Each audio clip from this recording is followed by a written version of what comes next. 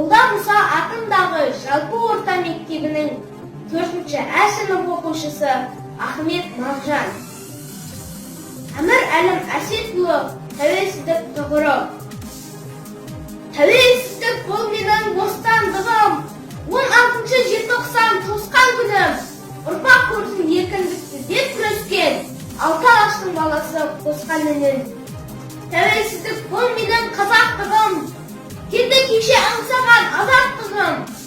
Желтоқсанның ызғарлы аязында барлық қазақ өткізді азап күнін. Тәуелсіздік бұл менің қуанышым, елім жеткен бүгінгі жұбанышым. Қазақ жерім қансыратып талап кетті, одан мықты қаламайтын ұран үшін. Тәуелсіздік бұл менің әділдігім, қазақ жұрты осыған кәміл бүгін.